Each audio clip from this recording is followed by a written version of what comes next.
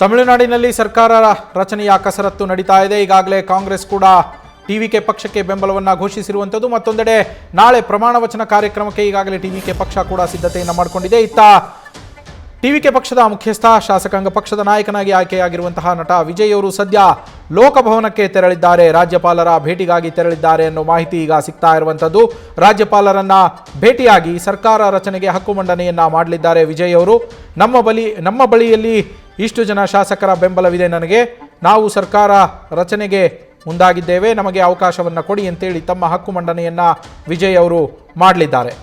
118 ಅಲ್ಲಿ magic number ಬೇಕಾಗಿದ್ದು TVK ಗೆದ್ದಿರುವಂಥದ್ದು 108 ಸ್ಥಾನಗಳನ್ನು.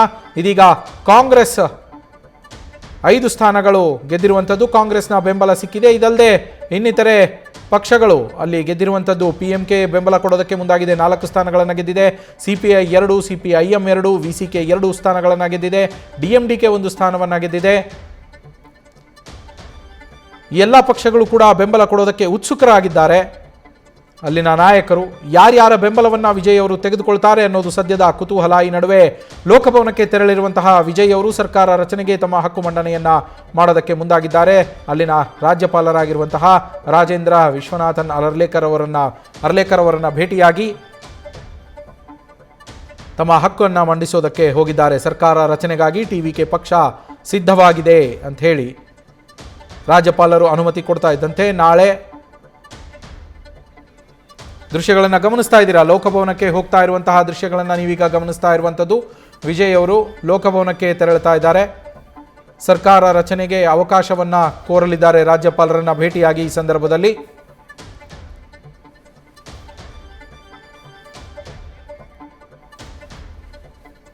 ರಾಜಭವನಕ್ಕೆ ತೆರಳಿ ರಾಜ್ಯಪಾಲರನ್ನ ಭೇಟಿಯಾಗಿ ವಿಜಯ್ ಅವರು ತಮ್ಮ ಹಕ್ಕು ಮಂಡನೆಯನ್ನ ಮಾಡಲಿದ್ದಾರೆ. ಈಗಾಗಲೇ ರಾಜಭವನಕ್ಕೆ ತೆರಳಿರುವ ದೃಶ್ಯಗಳನ್ನು ಗಮನಿಸ್ತಾ ಇದ್ದೀರಾ.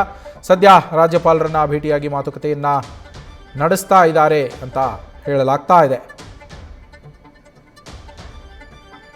ಇನ್ನೇನು ಕೆಲವೇ ಹೊತ್ತಲ್ಲಿ ಬಹುಶಃ ಅವರಿಗೆ ಸರ್ಕಾರ ರಚನೆಗೆ ಅವಕಾಶವೂ ಸಿಗಲಿದೆ. ಇದಾದ ನಂತರ ನಾಳೆ ಪದಗ್ರಹಣ ಕಾರ್ಯಕ್ರಮ, ಪ್ರಮಾಣ ವಚನ ಕಾರ್ಯಕ್ರಮವನ್ನು ಆಯೋಜನೆ ಮಾಡಲಾಗಿದೆ. ಈಗಾಗಲೇ ಸಕಲ ಸಿದ್ಧತೆಗಳನ್ನು ಮಾಡಿಕೊಳ್ಳಲಾಗಿದೆ. ರಾಜ್ಯಪಾಲರ ಅಧಿಕೃತ ಮುದ್ರೆ ಬೀಳ್ತಾ ಇದ್ದಂತೆ ಆ ಸಿದ್ಧತೆಗಳು ಇನ್ನಷ್ಟು ಭರದಿಂದ ಸಾಗುತ್ತೆ. ನಾಳೆ ಪದಗ್ರಹಣವನ್ನು ಮಾಡಲಿದ್ದಾರೆ ನೂತನ CM ಆಗಿ ದಳಪತಿ ವಿಜಯ್.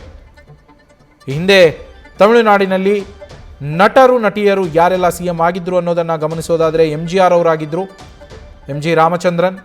ಅದಾದ ನಂತರ ಅವರ ಮರಣದ ನಂತರ ಅವರ ಪತ್ನಿಯಾಗಿದ್ದಂತಹ ಹಿರಿಯ ನಟಿ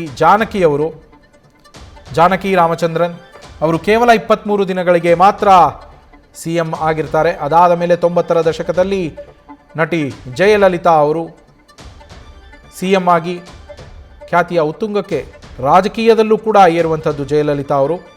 ಅದಾದ ನಂತರ ಇವಾಗ ಮತ್ತೊಮ್ಮೆ ವಿಜಯ್ ಅವರು, ಕರುಣಾನಿಧಿಯವರು ಕೂಡ CM ಆಗಿದ್ದರು. ಆದರೆ ಅವರು ಸಿನಿಮಾ ರಂಗಕ್ಕೆ ಸೇರಿದವರಾಗಿದ್ದರು, ನಟರಾಗಿರಲಿಲ್ಲ. ಈಗ ವಿಜಯ್ ಅವರು ಅದೇ ಸಾಲಿಗೆ ಸೇರ್ತಾ ಇರುವಂಥದ್ದು.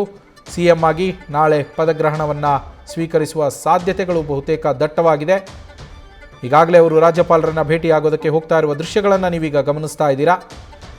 ಅವರು ಈಗಾಗಲೇ ರಾಜ್ಯಪಾಲರನ್ನ ಭೇಟಿಯಾಗಿದ್ದು ಅವರ ಜೊತೆಯಲ್ಲಿ ಚರ್ಚೆಯನ್ನು ನಡೆಸ್ತಾ ಇರುವಂಥದ್ದು.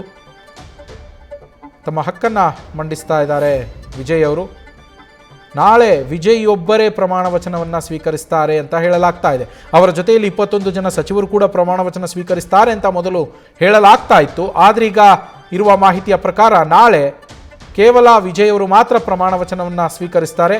ಈಗಾಗಲೇ ಅವರು ಟಿವಿಕೆ ಶಾಸಕಾಂಗ ಪಕ್ಷದ ನಾಯಕರಾಗಿ ಆಯ್ಕೆ ಆಗಿರೋದ್ರಿಂದ ಅವರೇ CM ಆಗ್ತಾ ಇರುವಂಥದ್ದು. ಹೀಗಾಗಿ ನಾಳೆ CM ಆಗಿ ಅವರು ಮಾತ್ರ ಪ್ರಮಾಣ ವಚನವನ್ನು ಸ್ವೀಕರಿಸ್ತಾರೆ ಅನ್ನುವ ಮಾಹಿತಿ ಈಗ ಸಿಗ್ತಾ ಇರುವಂಥದ್ದು. ಸದ್ಯ ರಾಜ್ಯಪಾಲರನ್ನ ಭೇಟಿಯಾಗಿ ಅವರ ಜೊತೆಯಲ್ಲಿ ಚರ್ಚೆಯನ್ನು ನಡೆಸ್ತಾ ಇದ್ದಾರೆ ಇದೇ ಸಂಬಂಧ ವಿಜಯ್ ಅವರು.